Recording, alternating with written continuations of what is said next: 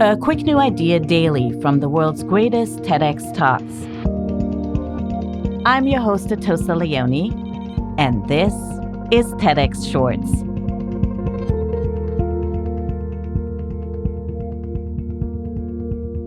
What would get more people to pay attention to the staggering income inequality that exists in our communities? Sociologist Dr. Mijs thinks that it's a border issue, not just in the physical sense, but in the social and economic sense as well. The more distance between the rich and poor, the less we see and care about inequality. In today's talk, Jonathan shares how and why we need to cross these frontiers to challenge the deep inequities in our societies. Ours is a deeply unequal society. The level of income inequality today we haven't seen since the Great Depression of the 1920s and 30s. What's striking, however, is that despite all this attention to inequality, people really aren't that worried about it. So my academic research at LSE and Harvard University is an attempt to solve this puzzle. I draw on existing sources and collect new data to describe the way that people perceive, experience, and explain inequalities in income and wealth. So there's two parts to the puzzle of why people aren't as worried as we may expect them to be. The first part is that most people are unaware of the scope of inequality. We all know there's inequality, but many of us underestimate its extent. Now, the second part of the puzzle is a little trickier. When people hear about inequality, they have bolstered the belief that economic success simply reflects hard work and effort, and that the wealthy merit their wealth because it's their hard-earned money. If we turn back once more to the record of public opinion, we can see an uncanny correlation between inequality and belief in meritocracy. So what is it about these unequal places that makes people more believing in meritocracy? To understand, we need to see the social transformation that has accompanied the rise in inequality. Economic inequality has come to reshape the social landscape. Today, how much money you make means so much more than just a number on your bank account.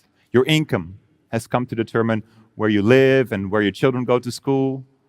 We find friends almost exclusively in our own social circles. We date people with similar levels of education and income.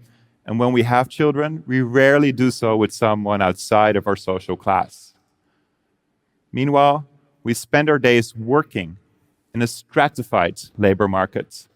It is increasingly rare to work with others who don't have our level of education. Those people now work at the other end of the labor market, in workplaces much different from ours. In short, social borders are separating the lives of the rich and poor. It distorts our worldview. The spatial and social borders that separate us have become a cognitive border as well.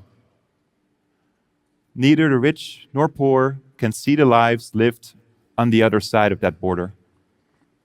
Consequently, we come to take for granted the advantages and disadvantages that come with our family and with the place where we grew up.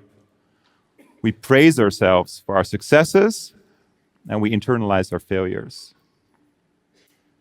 Simultaneously, our sympathy for those in need is limited by the sense that they perhaps just didn't work as hard as we did. All of this has an important political implication. It means that both the rich and poor underestimate the size of the gap that separates them. Because how could they see the true extent of inequality if we cannot look past our own social circles? We cannot see the world for what it is. And there we have the answer to the puzzle. If we want to develop a better understanding of the world we live in, we need to cross borders. Imagine a different world. A world where you live, who you work with, and who your friends are is unrelated to how much money you make. A world where nobody has to tell you about inequality because you know people from all walks of life. You know how some had it easier than others. You've experienced the importance as well as the limits of hard work. You know how circumstance impacts our lives. That is the source of your solidarity with others, your empathy.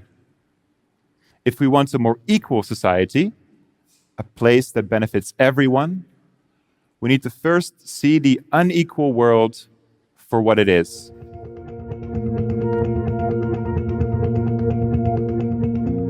The TEDx talk you just listened to was recorded in London, England. All TEDx events are independently organized by volunteers who believe in TED's mission of ideas worth spreading. Special thanks to the organizing team at TEDxLondon. Want to listen to more TEDx talks? Explore the entire archive on the TEDx YouTube channel. I'm Atossa Leoni. Thanks for listening, and see you tomorrow.